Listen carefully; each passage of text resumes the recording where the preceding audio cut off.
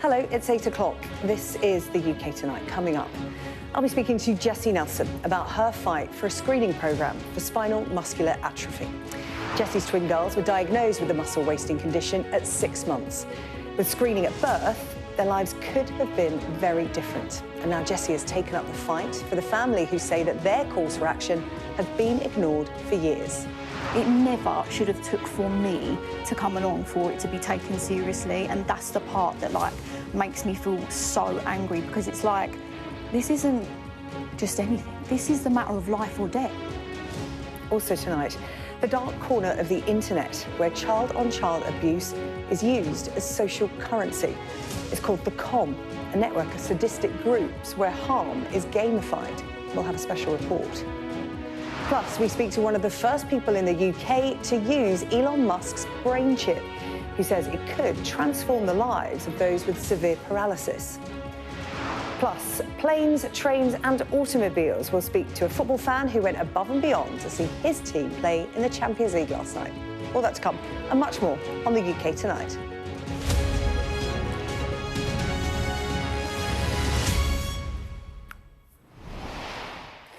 Earlier this month, singer Jesy Nelson revealed that her twin daughters had been diagnosed with spinal muscular atrophy, a rare genetic condition that causes muscle wastage, and it means that her girls will probably never walk. The diagnosis only came following months of medical tests after Jesy's mum realised that something just wasn't right. And as Jesy learned on that journey, if the girls had been screened for the condition at birth, life-changing treatment is available, and their future could be looking very different. Well, today I've been speaking to Jesy, who is navigating life as a new mum while using her platform to try to bring about meaningful change. I go through different emotions. I'm so grateful that everyone's, wanted to take their time to watch the video and learn about SMA and educate themselves on it and, just spread as much awareness about it. But then I also feel incredible, immense pressure to constantly be the advocate to talk about it, which is fine. I don't mind. I'm all for it because I feel so passionate about it. There's a part of me that's okay, well, when's my time to that I can step back and it's that weight's taken off of me, and then change actually starts to happen, because there's only so much that me and the SMA community can keep screaming and shouting about it until something actually happens. And I think that's where I feel the pressure.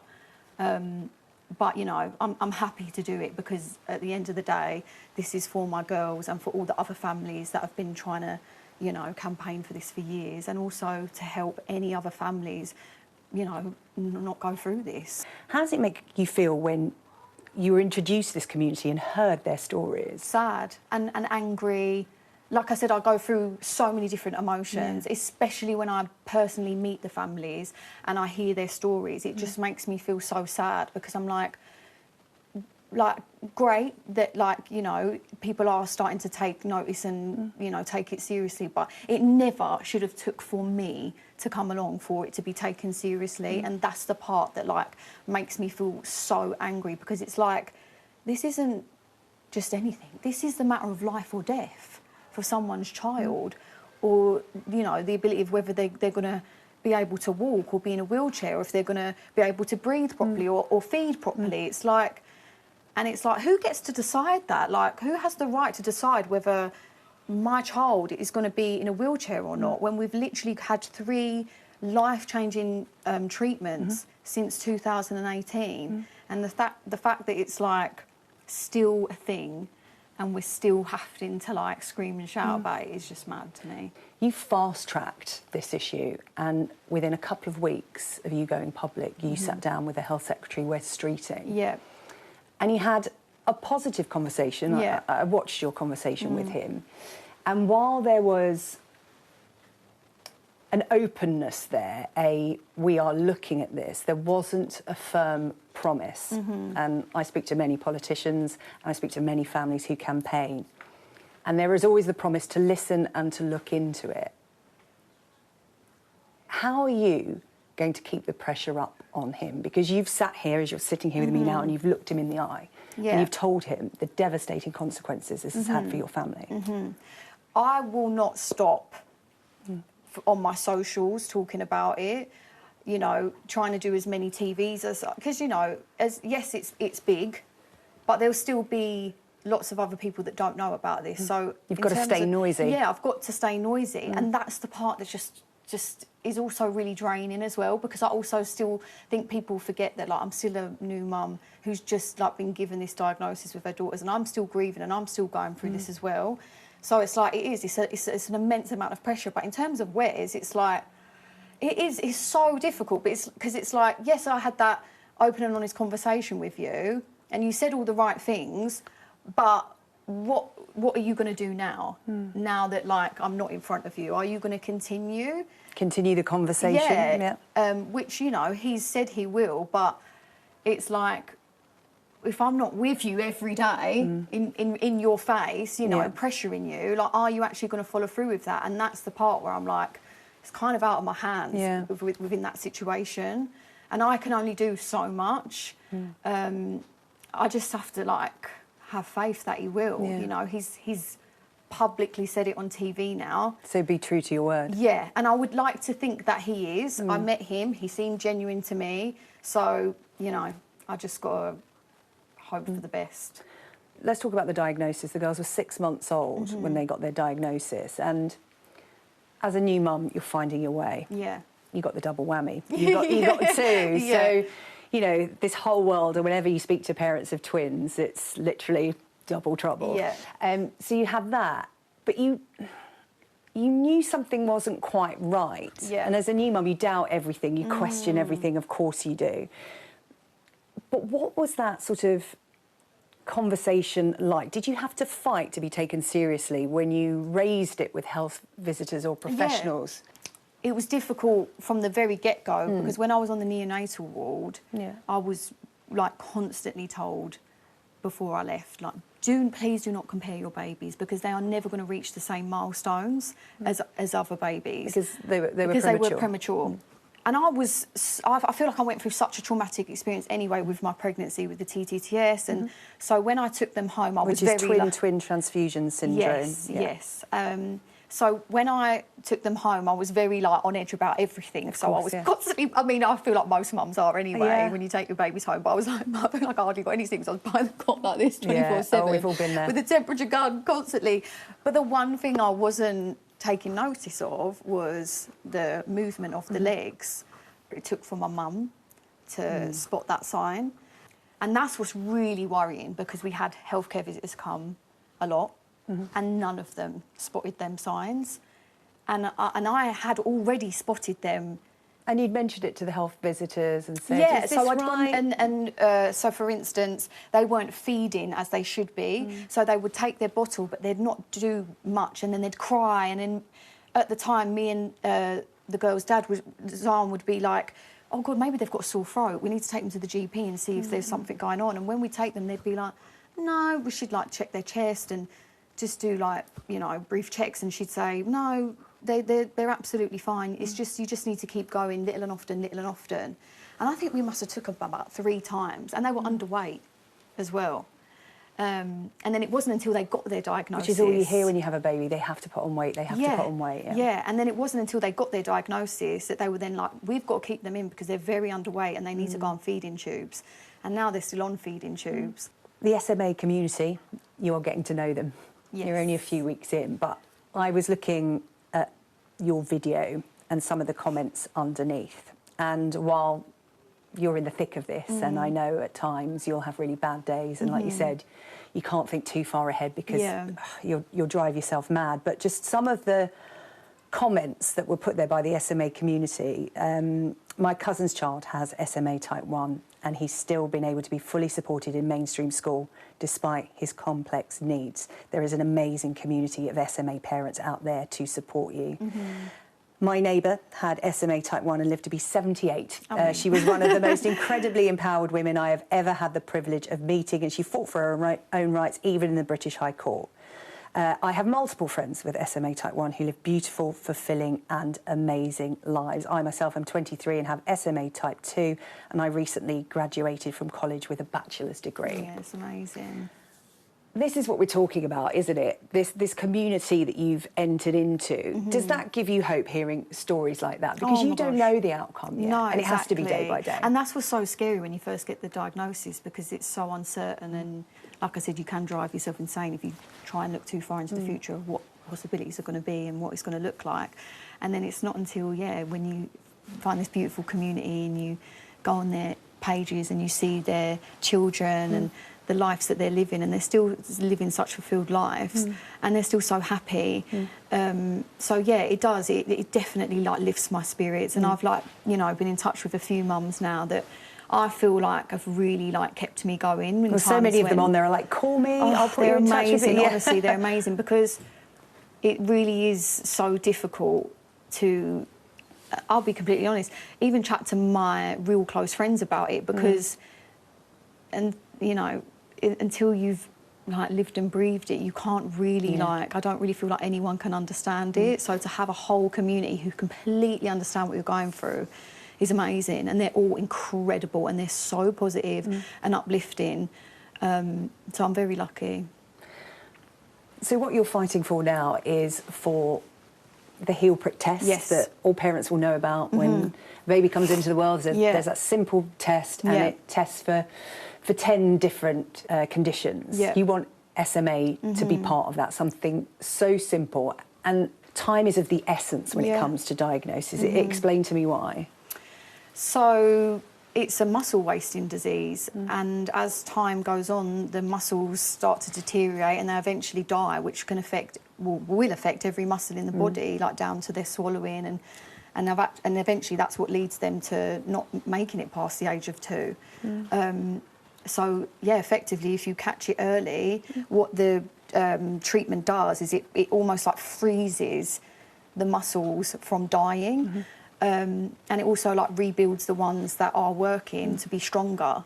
I don't know if you saw the video of the 2 sisters, the one that's in the wheelchair and the one that's running along with her. Yeah. One was born first and they didn't get the diagnosis straight away, the other afterwards, and they knew.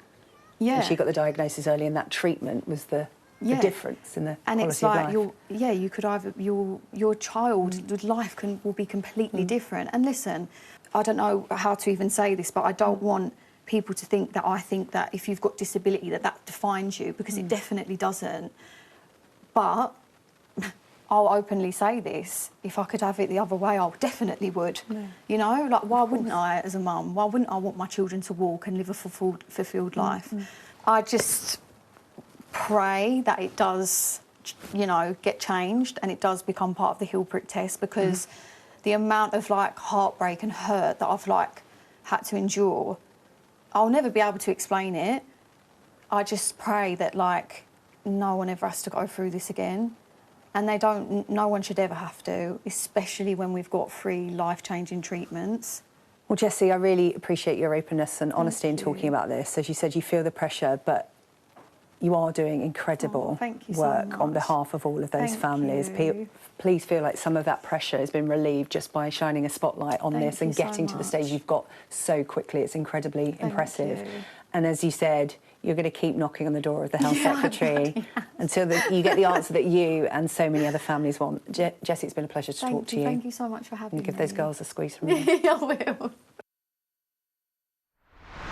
Well, let's talk to another family involved in all of this. I'm joined by Portia Thorman from SMA UK. She's an advocate for the organisation. Her son Ezra has SMA type 1 as well. Really good to talk to you tonight. Thank you so much. You were just listening to Jesy's interview there, and there seems to be a real sort of line in the sand before Jesy Nelson's twins diagnosis and after. There's real momentum in the push for an early diagnosis, a reliable and regular check for newborns. Can you talk to me about your experience? You've been in Jesy's shoes, but you're a little further down the road with your son Ezra. Yes, that's right. Yes, so my son is now 9. He was diagnosed with SMA type 1 in 2017, at which point there weren't actually any treatments available on the NHS, but we were lucky enough to work with our neurologist at the Evelina Children's Hospital, who managed to get treatment for him on something called an open access programme, which meant the pharmaceutical company paid for that treatment on a compassionate basis.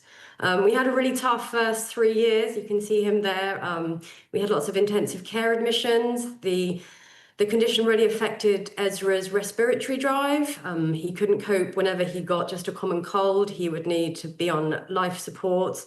But gradually, as he's grown and got stronger and bigger and his immune system has toughened up, he's living a great life and goes to mainstream school, as you were just talking about. But yeah, lives with some complex needs. He is peg fed. He can't eat or drink anything through his mouth because of the risk of choking. He's reliant on a ventilator overnight. We have nurses in our home overnight looking after him. He has a nurse that goes to school with him, which is a lot of money that the NHS pays to look after him that could have been saved by treating earlier on.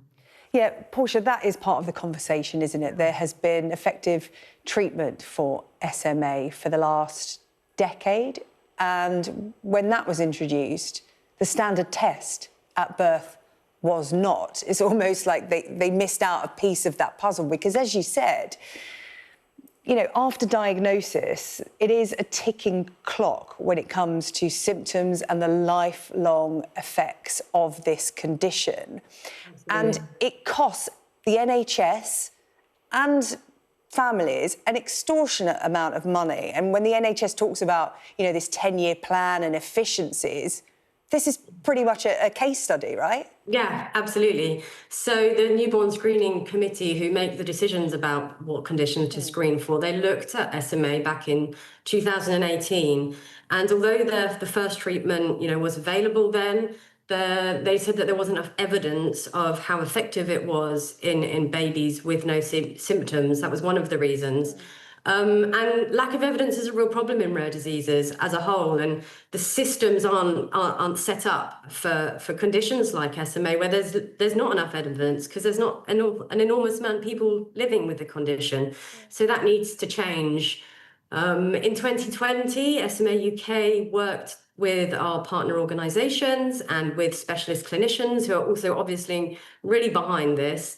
And we formed a Newborn Screening Alliance, and together we lobbied politicians. We spoke about this in any given opportunity. We worked really hard with community, encouraging them to send letters to their own MPs. By 2021, we had 3 treatments for SMA, yet still no newborn screening to get, the best impact from the treatment and save money. Like, it's a no-brainer. Yeah, because we talk about the condition being rare, but from talking to Jesy and learning more about this, as so many other people have since she went public with her girl's diagnosis, is that so many people are unaware of it, including health professionals. We heard her story there in terms of trying to alert health professionals that something was wrong to try and get a diagnosis. But 1 in 40 adults actually carry this faulty gene. And because there are no symptoms, people do not know. And if 2 people meet who have that faulty gene, there's a 1 in 4 chance of their child developing the condition, which was astounding. That's a high rate for a rare condition. Absolutely. That's almost 1 person in every, primary school carrying this faulty gene.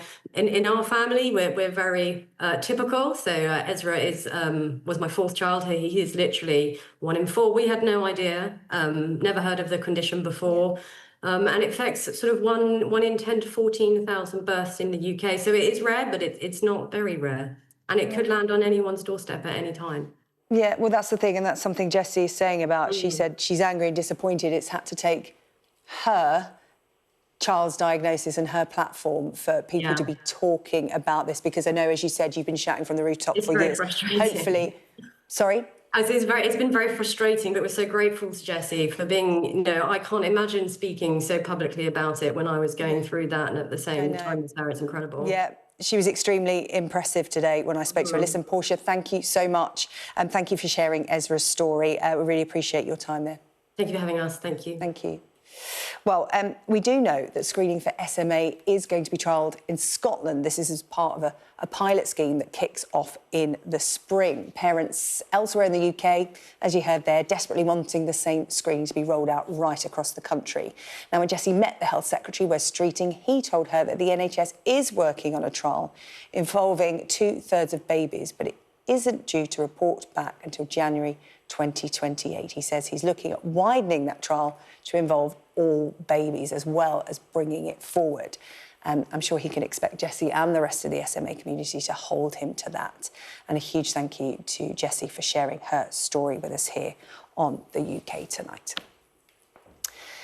Now, in other news today, a report has found that 94 patients were harmed by an orthopaedic surgeon at Great Ormond Street Hospital. Jesy Nelson treated hundreds of children at the hospital in London between 2017 and 2022. Many of his patients came to harm or were left in pain, and some even needed further surgery. Our health correspondent Laura Bundock has this report.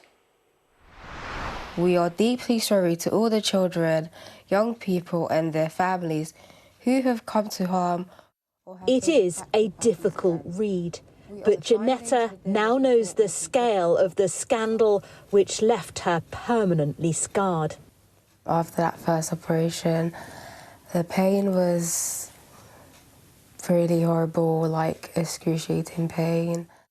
Janetta was 12 when she had surgery 6 years ago at Great Ormond Street Hospital to straighten her legs, but it was botched by a rogue surgeon.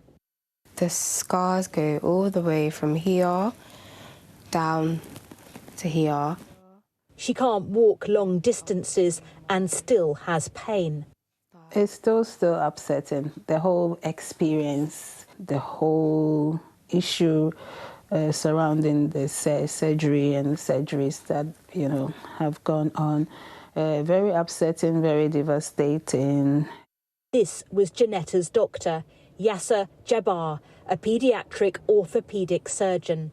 He worked at Great Ormond Street between 2017 and 2022, operating on hundreds of young patients with shocking and severe consequences. A report finds he harmed 94 children. Of the 333 he performed surgeries on, 91 were harmed. That's around 27%.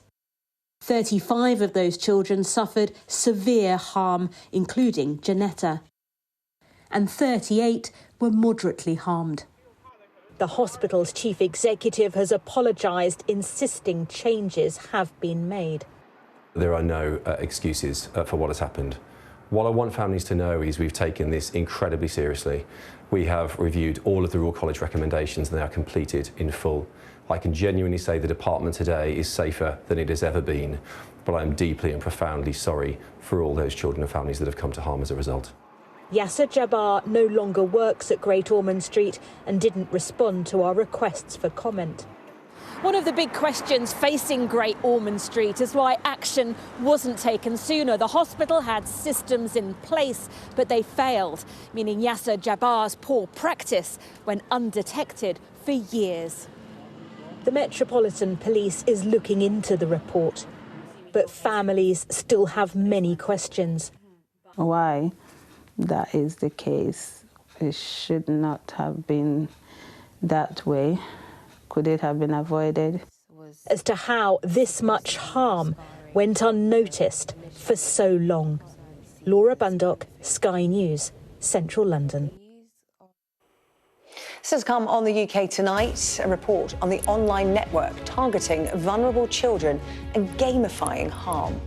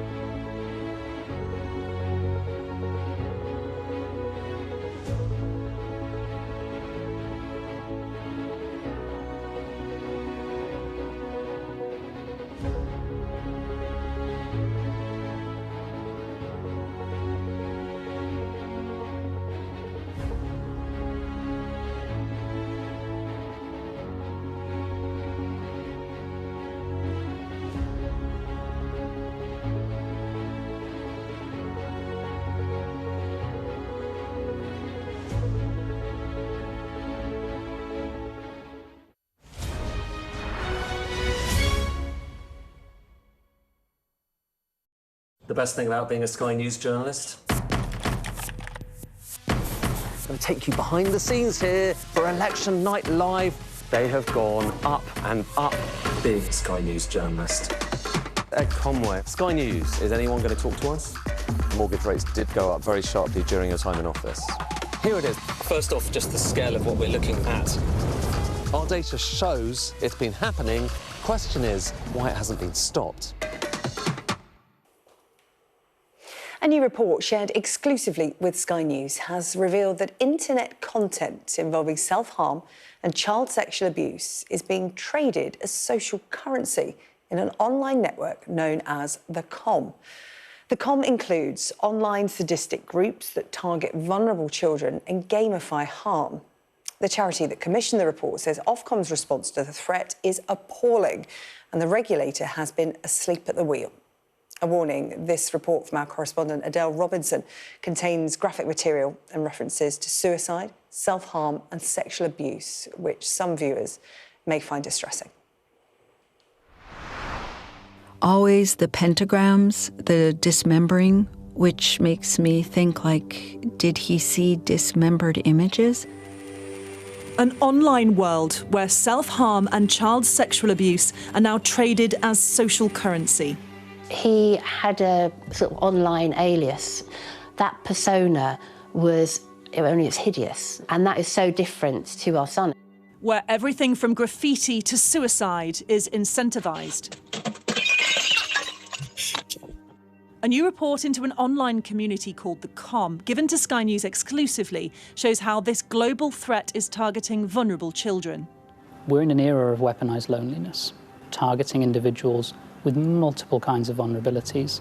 Grooming victims across multiple social and gaming platforms. This is a risk that affects every young person.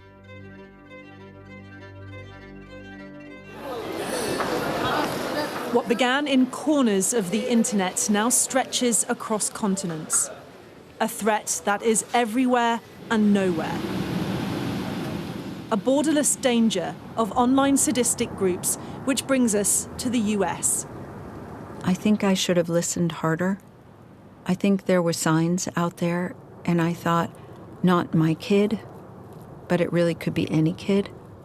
This is Rachel. We've changed her name and voice to protect her son, who she says was a victim of the comm. I had given him an art notebook. When I looked at what he drew, as I started doing more research about the comm, I found these same images, pentagrams and swastikas and knives were the same. These drawings, a window into what was happening to her son when he was around 13. We found a lot of razor blades, pocket knives, and some of my kitchen knives hidden away in little boxes. Vulnerable children like him targeted by other children and young adults online through gaming and social platforms. He's neurodivergent. He was that middle school age where you're trying to figure out who you are and where you fit in. And a known tactic, bombarding victims with extreme material to normalise it. It definitely went from like mental health, anorexia, self-harm, and then to more sexualized content, and over the course of 10 months or something like that. These were so confusing to see. Like, I was like, what does this mean? The cuts in his legs make me bleed and then tell me how pretty I look? Why was he looking at this? He then began to self-harm, she believes, on demand. I think he was being asked to produce it. He could barely make it through a day at school. I think he owed people content, and I think he would get home, and I think he would make content. And by this point, he'd been desensitised or was being desensitised. Yeah.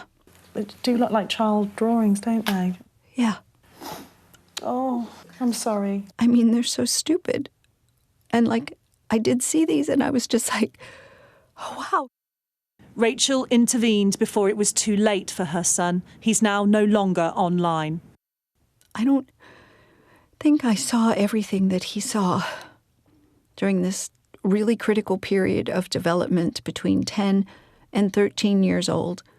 I think that I allowed his worldview to be developed meme by meme and line by line and text by text. It's something analysts have been investigating here in the UK for the past few years. So this is the secure room. Somewhere no cameras have ever been allowed. At the risk intelligence firm Resolver. Analysts here assess the threat daily. Paul's one of them. We've changed his name and voice to prevent him being targeted by the comm. They've posted a poll that is offering a cut stage, which is where people will self-harm on live stream or committing in real-life violence. Here they're suggesting bricking or arson. This is gamifying, almost, isn't it? Yes, it's a kind of democratising harm, if you will. Here we have a post from a recently formed group, the requirements to join, extortion, 3 blood signs, 4 cut signs, 1 suicide. What are they asking for here, then? Well, blood signs are essentially where a victim, often under coercion, is asked to create various insignias, draw insignias. In blood? In blood, in their own blood. What examples are there, then, of point systems? Assigning a certain value to acts like arson, brickings up to stabbings, murder, attempted mass casualty events, being able to elicit child sexual abuse material from a victim, and share it with others also produces a level of status. Some groups offer paid-for criminal acts, including calling in fake shooters and bomb threats to waste police time and intimidate communities. This is a services menu, essentially. So sending armed police potentially to someone's home as little as $15? Yes. Resolver's first ever public warning reports found most members of the comm are aged between 11 and 25, but getting younger. Loneliness is exploited in terms of targeting individuals with multiple kinds of vulnerabilities, adverse childhood experiences, self-harm or suicide, self-healing groups, and challenges with their mental health and vulnerability around identity. We're in an era of weaponised loneliness. Sally's son was a member of the comm in the UK. He had a sort of online alias. That persona was, it's hideous, the things that he said to try and impress, and that is so different to our son. We've changed her name to protect her family. He said, I just thought it was like playing a PC game. Just thought I was playing around online. I didn't realise this was in the real world and would get me into so much trouble. He was connected to an offence of encouraging suicide. It was like there were 2 different people. When he was in his room, he was one side of him. When we managed to get him out and engage, he was like a completely different person. A teenager himself with complex mental health needs. He was quite a loner. The route to becoming isolated was from bullying. And that's the huge thing that, you know, perversely they are able to give. My son didn't belong anywhere, didn't have a cohort of friends. He'd had his confidence bashed to pieces by the school experiences. And so when he went into the group, they were giving him specific jobs and flattering him, which, you know, he wasn't getting from anywhere else. His mum had no idea about the comm and its grip on her son. What would you want to say to the parents or to anyone, really, about what happened to your family and your son? One of the most important things to me is not to assume that your child is safe because they're in their room. 3, 2, 1, go. Sky News has tracked down comm activity, evidence of crime transferring to the real world from online, and videos where fake reports of shootings or bomb threats are made to force an armed police response. We've repeatedly found extremely disturbing content on the open web, including homemade explosive manuals. And while it is clear that these groups are being deleted, they're still adapting. We've discovered more than 90 comm-related groups and channels, many of them still active within recent weeks. Off the back of the report, the Molly Rose Foundation calls for self-harm to become a national policing priority, but also criticises the UK regulator Ofcom, responsible for online safety. The response to comm groups and to the extreme violence being perpetrated against young people has been, frankly, appalling. Ofcom, as the regulator, has been asleep at the wheel when it comes to these threats. It has been timid. It has failed to grasp that it understands the threats. Ofcom deny they've been slow to act. I just don't recognise that characterisation, and nobody should be in any doubt about how seriously at Ofcom we are taking the protection of children. Specifically on comm groups, we have been engaging directly with major platforms. We've absolutely got our sleeves rolled up, and we will move through to enforcement if companies don't live up to their duties. The Home Office declined our request for an interview, but in a statement, the Safeguarding Minister said the government won't tolerate children being abused online and vowed to shut networks down. Experts are calling for a global, coordinated response. This is a national security problem. For a threat that's growing. Unfortunately, there's very few places online where we don't see individuals drawn into these kinds of places. Where the lines between victim and offender blur, part of a danger most parents have never even heard of. We sleepwalked into this situation, and that just never leaves you, that feeling of how on earth did we end up here, and, you know, what could we have done? You just have no idea this world is here. Adele Robinson, Sky News. Affected by that story. The Samaritans is available at any time. 116123 is the number, or you can email joe@samaritans.org. And if you have any experience of the comm yourself that you would be prepared to share with us here at Sky News, please email us at onlineaware@sky.uk. Still to come here on the UK Tonight, the brain chip from Elon Musk that's been described as a game changer.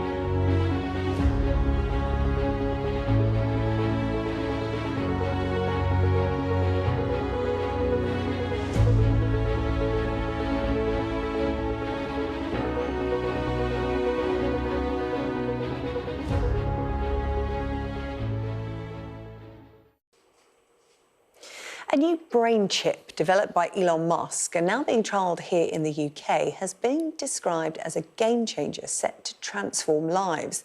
The new tech from Neuralink allows people to control electronic devices with their mind. Our science and technology editor, Tom Clark, has met a man who has become one of the first in the UK to feel the benefits.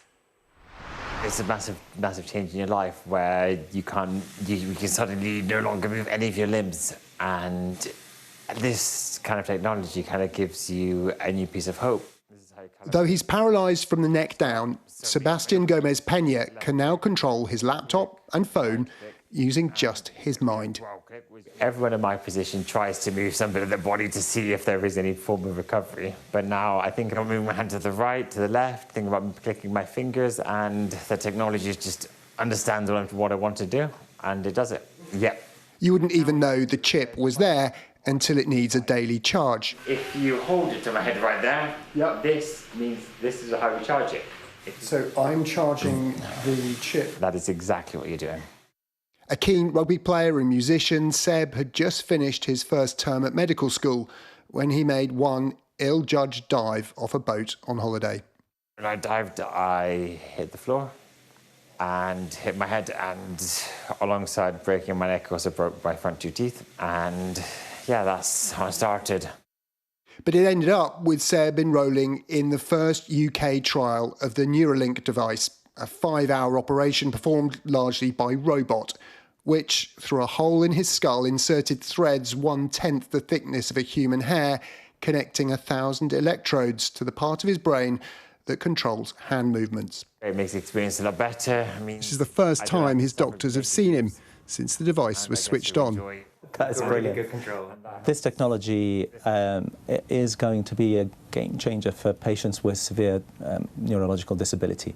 And those patients have very little, really, to improve their independence. Neuralink, which allowed us to access the trial but didn't want to be interviewed, now confirmed 21 people have been fitted with the device, including 7 in the UK.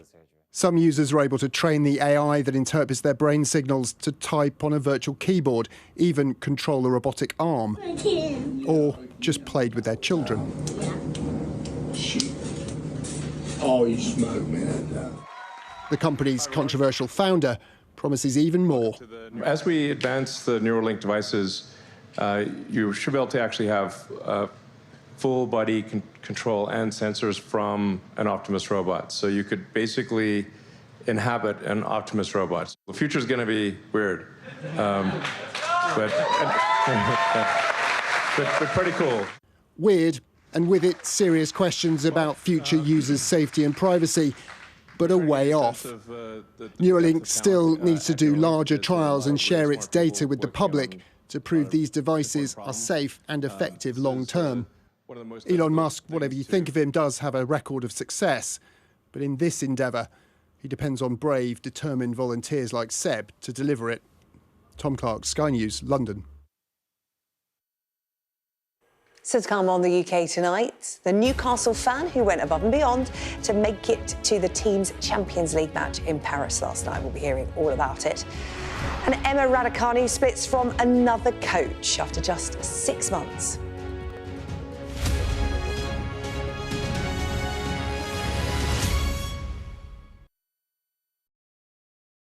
I'm Adam Parsons, Sky's Middle East correspondent. We've just entered Gaza. The vista out there is complete destruction. I'll always remember going into Gaza City during the war. All around us was destruction and the sounds of battle. What you see a lot of here are military machines, soldiers, devastation and destruction. What you see very little of are the locals, the Gazans, the people who used to live here, the ghosts of this town. I witnessed the scars of the October the 7th attacks, burnt out homes, bullet holes in walls and bloodstains on the floor. People were murdered. You have the black flag, you have the yellow flag, people were kidnapped. Inside this convoy, prisoners released by Israel in exchange for their hostages. The Israelis insist that many of these prisoners are terrorists. But here, the Palestinians consider them a blend of freedom fighters and political prisoners. There were tears and there was defiance. This land has been farmed for hundreds of years, but now it's a scene of conflict. Israeli settlers have come to this area to seize land. They've taken the land that I inherited from my father, and my father inherited from his father.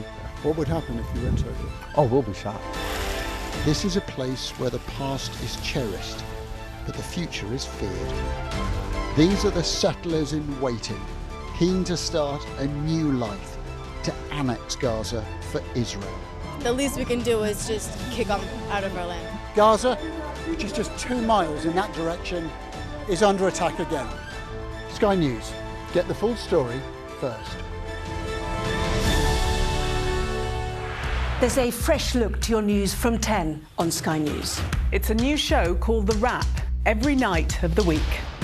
We'll still bring you the day's biggest stories, but with more lively debate, more in-depth commentary, and more of what you need to know. Plus a look at what's making tomorrow's headlines. The Wrap. Everything wrapped up for you from 10 on Sky News.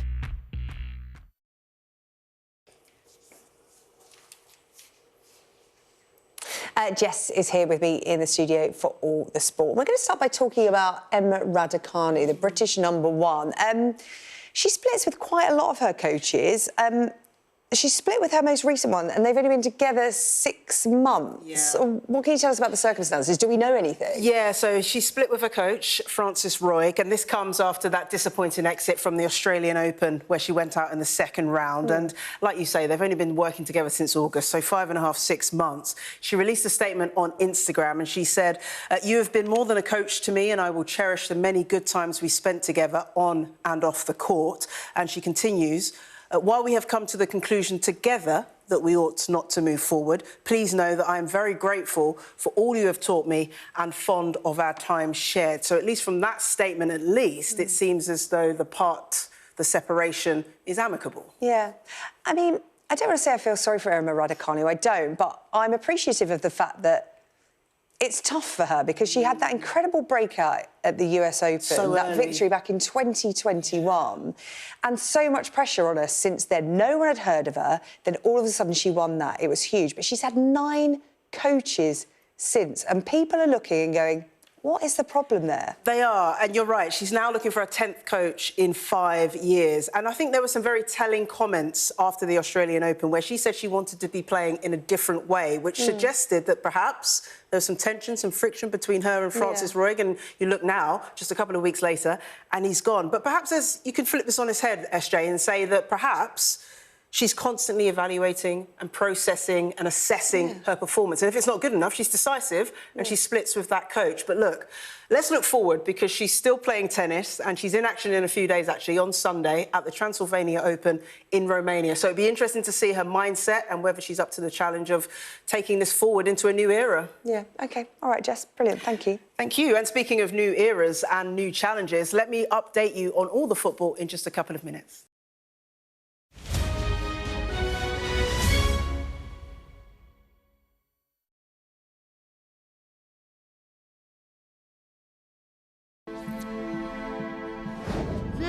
For United! Very good! Get in there, beauty! However, lads! As a youngster, Alan Shearer had one ambition: to play in the black and white stripes of Newcastle United. News of his signing was confirmed by Kevin Keegan on Newcastle's current tour of Thailand. We have signed Alan Shearer. It's a world record fee that we've paid, and we're delighted. Fantastic, absolutely fantastic. Most important point is a Geordie. We want to save the press conference until we go back home to Newcastle because the signing is for the people of Newcastle. I've got no comment to make at this stage. I'll make it later on. You must be pleased, thank you. Delighted. Thank you. It was just time to come back home because I'd left 10 years earlier to go down to Southampton as a 15-year-old. It wasn't as if Newcastle were struggling. They were a club that had just thrown away that 12-point lead in the race for the title. I just had to come back home. It was my dream to play for Newcastle and score goals at the Gallagher end, and I wanted my best years ahead of me. his hometown club, have been doing brisk business in copies of the shirt Shearer will wear. 525 for his name, but we don't know if he's number 9 yet or not, but that's the number people are getting. It would be like 725 for his name and number. Every Geordie, like a homing pigeon, wants to come.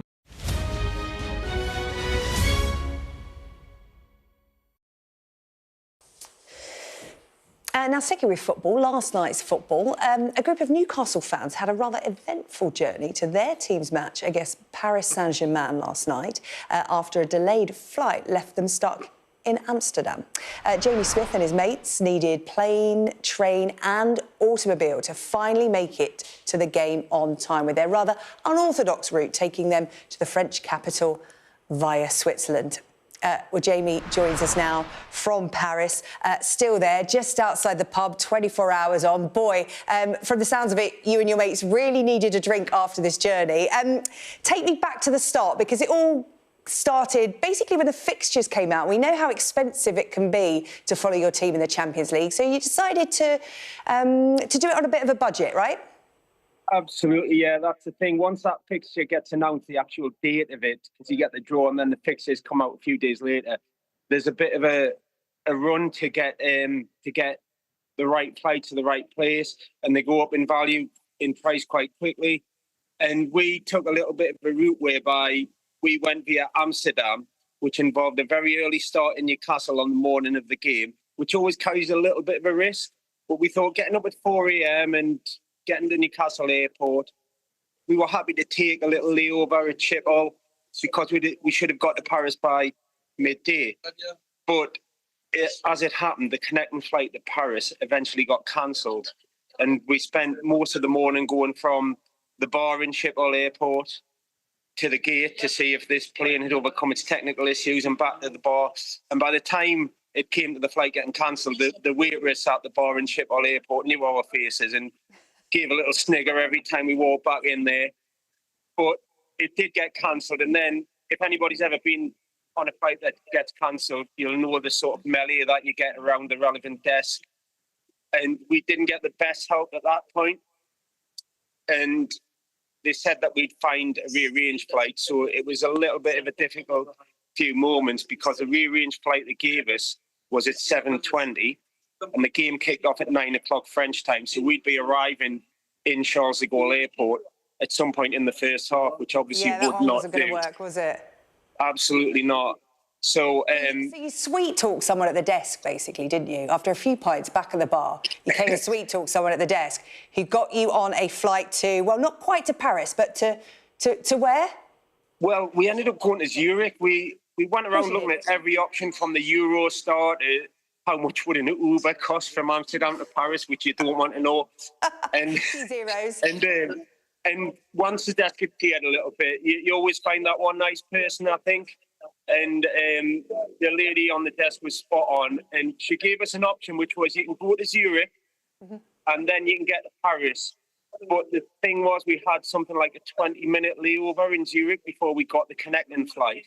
And then we got to Paris at 10 to 7, which gave us 2 hours to get from Charles de Gaulle in the northeast of the city to the Parc de France in the west of the city.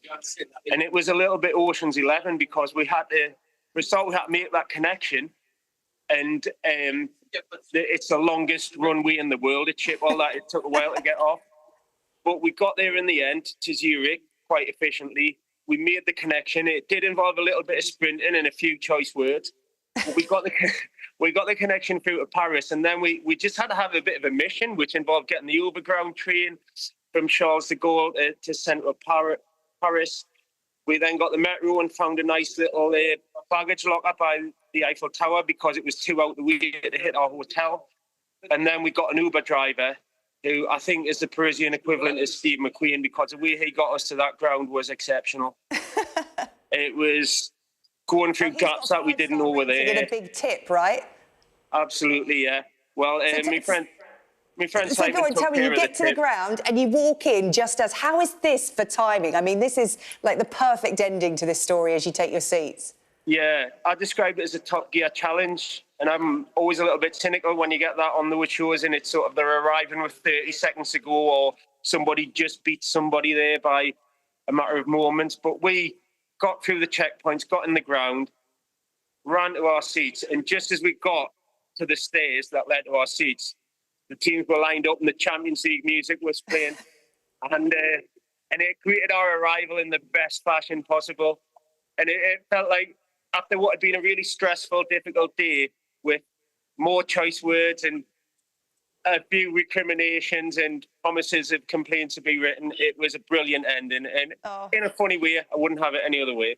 Oh, it's a brilliant tale. Thank you so much for coming on to tell us about it, Jamie. And I know your mates are just behind you, trying to be all nonchalant, having their petty beers there. Look, some of them have some crisps as well. I'm frightened to ask about your journey home, I must admit. We haven't got enough time for that. And maybe you can tell us when you get back. Jamie, thanks so much. Thank you. Right, let's have a quick look at the weather, shall we? Dinner under the stars tonight? That reminds me of our travel insurance. You mean All Clear Skies? All Clear Travel Insurance sponsors Sky News Weather. The next few days looking unsettled. Further showers and longer spells of rain. Localised disruption is possible. Much of Ireland and the southwest of Britain will have a wet evening. Most other places going to be dry, but north east Scotland can expect showers with snow on the highlands. It's going to be windy as well. Rain will spread to many of us overnight, clearing to showers in the southwest later. You can expect snow on northern hills. Northern Scotland will avoid the rain, but wintry showers will be there for the northeast. All Clear Travel Insurance proudly sponsors Sky News Weather. That's it from the UK tonight. We'll be back on Monday night at 8. Yalda's next with The World.